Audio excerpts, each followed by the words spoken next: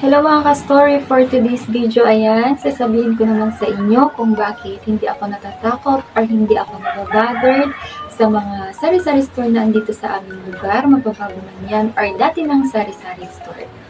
So ayan mga ka-story, nilapag ko muna si baby kasi inaantok na siya. So unang dahilan kung bakit hindi tayo bothered sa ating mga katabing sari-sari store or mga sari-sari store na andito sa ating lugar ay competitive yung ating pricing. Kumbaga, hindi siya yung kamahalan, hindi rin siya yung mura, pero pasok sa budget or sakto lang sa budget ng ating mga mamimili kasi kino-consider din natin yung mga budget ng ating mga mamimili.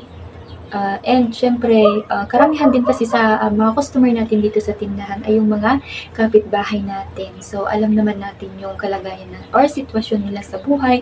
Kaya, ayan, yung mga paninda natin is pasok sa kanilang budget or hindi tayo yung kamahalan magbenta dito sa sari-sari store. Pangalawa ay ina-update ko yung mga mamimili or yung mga customer ko dito sa tindahan kapag nalalaman ko na tataas na yung mga presyo ng mga bilihin. Kumbaga, sinasabihan ko sila or kapag nalaman ko na natataas yung mga bilihin ay sinasabihan ko na sila para pag magtataas na yung mga presyo ng mga binebenta natin dito sa tindahan ay hindi na sila magugulat. Kumbaga, alam na nila na magtataas tayo ng presyo. Kung magtataas naman tayo ng presyo, hindi naman yung malakihan, konti lang yung mga papiso-piso lang ganun para hindi naman masakit sa bulsa ng ating mga customer dito sa tindahan. So, pangatlo ay consistency sa presyo. So, nagsimula tayo na mura yung ating paninda. So, tuloy-tuloy na mura pa rin yung ating mga paninda. Kasi karamihan, kasi sa mga tindahan na nagsimula sila sa murang presyo, tapos kapag tumatagal na sila is nagmamahal na yung kanilang paninda. So, tayo is consistency na mura yung ating mga paninda dito sa tinda. Alam naman kasi natin na kapag mura yung ating mga paninda, marami tayong mahahatak na customer. So, ayun, consistency pa rin tayo sa, mura na paninda para marami pa rin yung tatangkilik sa ating mga paninda dito sa ating sari-sari store. Ayoko naman na dahil lang nakarami na tayo or marami na yung tumatangkilik sa ating sari-sari store, magtataas na tayo ng presyo. So, ayun, consistent na mura pa rin yung ating mga paninda para walang masabi din yung mga customer natin or mga mamimili natin dito sa tindahan at tuloy-tuloy pa rin sila na pumunta dito sa ating tindahan. Pang-apat ay kumpleto yung paninda. Yung tipong yung may hahanap ng customer natin, meron tayong maibebenta para naman hindi na sila pumunta sa mga kabilang mga tindahan na nandito sa lugar namin. And bumibili din ako ng mga alam ko na wala sa mga tindahan na nandito sa aming lugar. Bumibili ako ng mga paninda na alam ko na hinahanap ng mga customer dito sa aking tindahan. So, ayan, bumibili ako ng mga bago sa mata ng aking mga customer.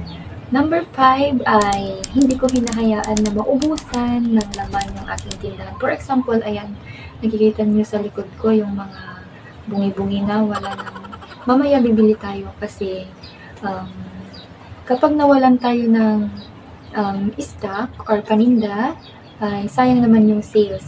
Kaya, ayan, pag nakikita ko na wala na akong paninda or konti na lang yung paninda ko ay bumibili agad ako sa palengke para naman hindi tayo maubusan kasi sayang nga yung ating mga benta.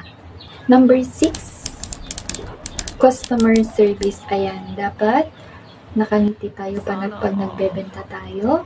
And, syempre, maging mabait sa mga mamimili.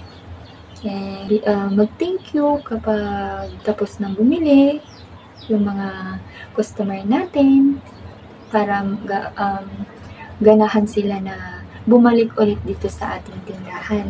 Number 7 ay dapat maging alerto. Ayan. So, wag nating paghintayin yung ating mga mamimili. Dapat mabilis tayo magbenta. Ayan. Mabilis yung galawan natin para hindi sila mainip sa paghihintay sa atin.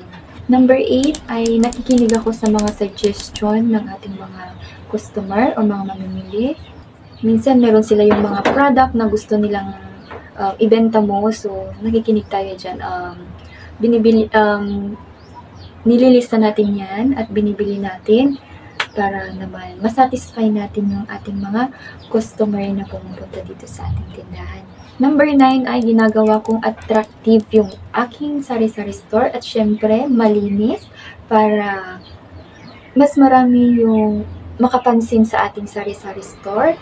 And yung ginagawa ko is dinadamihan ko yung mga candies para maraming bata yung ma-attract dito sa ating tindahan. Kasi karamihan naman sa ating mga customer ay yung mga bata. Yun yung nagpaparami din sa ating mga mamimili dito sa tindahan. So, ayan, dinadamihan ko yung pagbili ng mga candies, mga gamis, ganun, para ma-attract yung mga bata dito sa ating tindahan. Number 10 ay nagdadagdag ako ng mga pwede pang pagkakitaan, hindi lang yung mga nandito sa loob ng aking tindahan. Nagdadagdag ako ng mga pwede pang pagkakitaan na alam kong kailangan ng mga tao. So, andyan yung mga bills, mga load, mineral. So, number 11 is nagta-trial and error ako. For example, is bibili ako ng isang product, pero konti lang yung kukunin ko kasi tinetesting ko muna kung marami ba yung bibili. Saka ako kukuha ng maramihan. So, ayan. And lastly, nakafocus po ako sa aking sari-sari store. Hindi po ako nagpo-focus sa mga ibang sari-sari store, kundi nagpo-focus po ako dito sa aking sari-sari store. Tumitingin na lang ako dun sa mga sa social media ng mga pwede kong maging inspirasyon para mapaganda yung aking sari-sari store, kung ano yung pwede kong idagdag. So, hindi ako nagpo-focus sa mga katabi kong sari-sari store. Dito ako nagpo-focus sa tindahan ko. Na-inspire kasi ako sa mga napapanood ko sa social media na ang gaganda ng kanilang sari-sari store. So, ayan. Sila yung inspirasyon ko para naman gumanda yung ating sari-sari store and mapalaki ko. Doon ang kumuhugot ng or kumukuha ng idea. So, ayan lang for today's video. Hindi po ako business expert. Nagbibigay lang po ako ng tips and ideas sa mga kaalaman ko or mga experience ko or mga nalalaman ko sa sari-sari store. And sa mga di pa nakasubscribe, please subscribe and hit the notification bell para lagi kayong updated sa ating i-upload na video. See you in my next video. Happy selling ka story. Bye!